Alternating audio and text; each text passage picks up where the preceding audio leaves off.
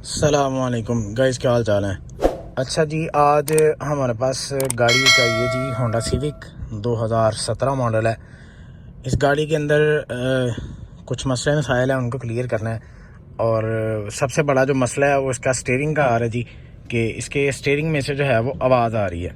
तो मैं जो स्टीयरिंग की आवाज़ है वो आपको सुनाता हूँ और फिर बताता हूँ कि इसका हल क्या है। ये आपने स्टीयरिंग एक साइड को टर्न कर लिया है, ये आपको आवाज़ आ रही होगी, ये टक टक टक टक की आवाज़ है। अब जैसे स्टीयरिंग को दूसरी साइड पे घुमाते हैं,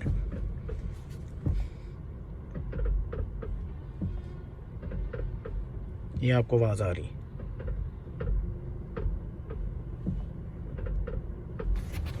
कोशिश किया करें कि जब भी इस तरह की आवाज़ आ रही है, अगर तो आपकी गाड़ी वारंटी में है तो फिर ये पार्ट आपको वारंटी में मिल सकता है। अगर आपकी गाड़ी वारंटी में नहीं है तो फिर आपने इसी पार्ट को, यानी कि जिसको स्टीयरिंग असेंबली भी कहा जाता है, स्टीयरिंग रैक भी कहा जाता है, इसको पंजाबी में कंघी भी कहा जाता है, ये आपकी रिपेयर हो जाती है। इसकी जो कंघी रिपेयरिंग वाली वीडियो थी वो हमने पहले तकरीबन कोई 1 माह पहले अपलोड कर दी हुई है।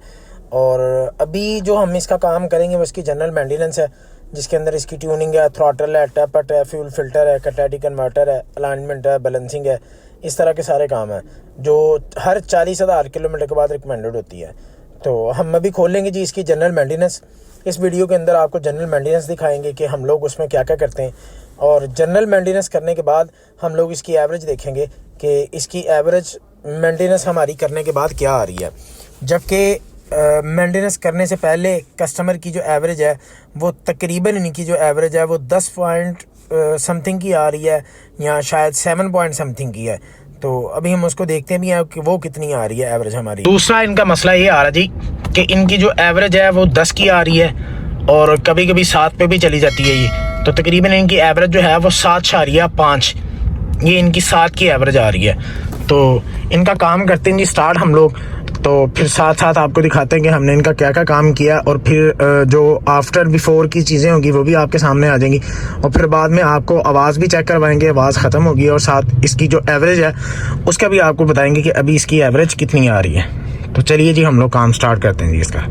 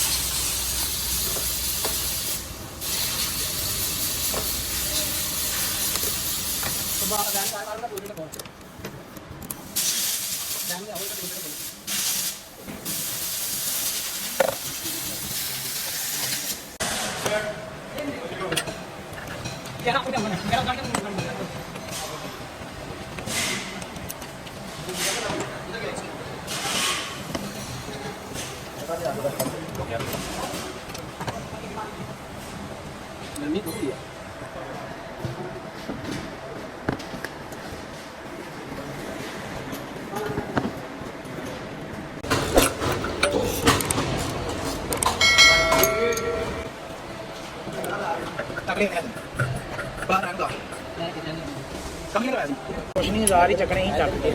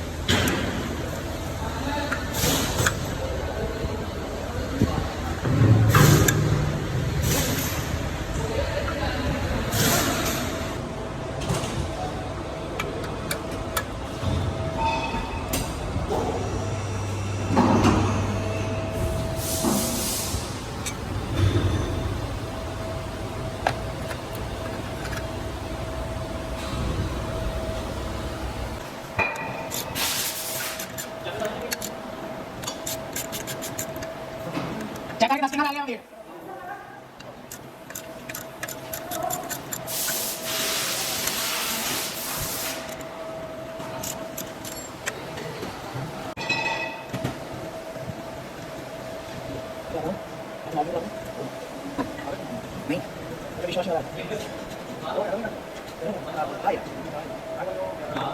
बस पीछे देखिए पीछे देखिए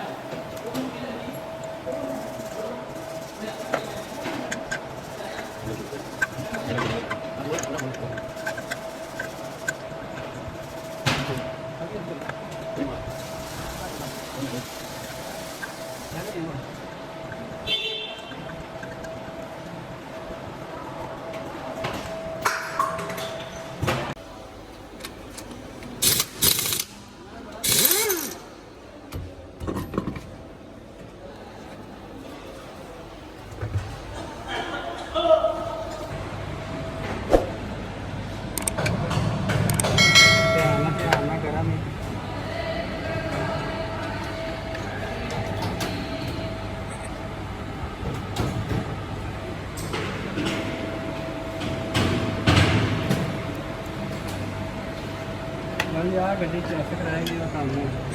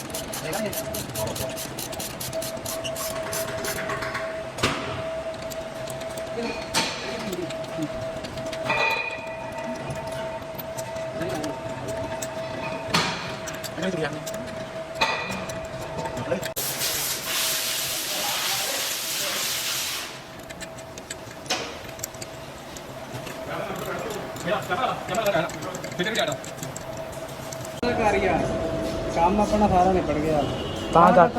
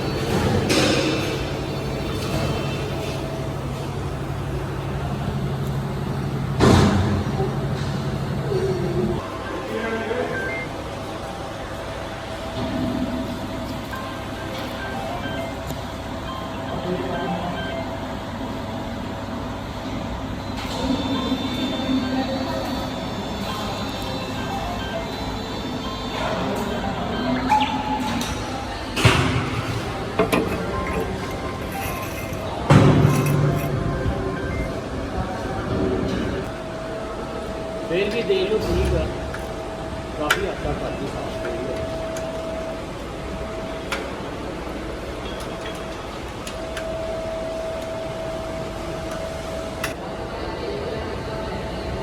काम शादी भाई अपने डिस्पैच अपने पिछले अगले सही है पिछले तक बिल्कुल हाँ जी साढ़े को आ रहे हो भाई या 25 आ रहे हो हाँ जी लो आगे आगे किलो पे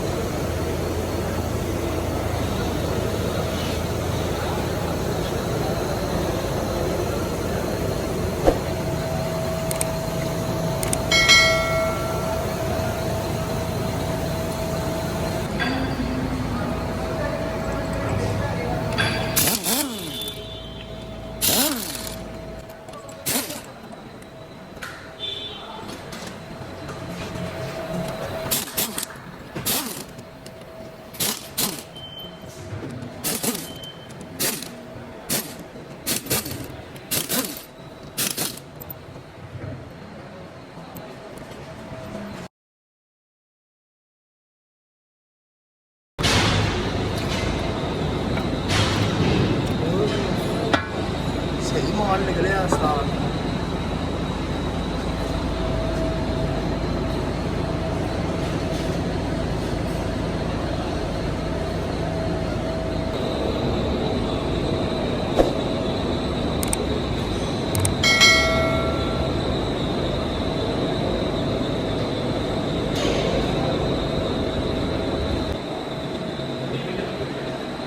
रोल बना लेना।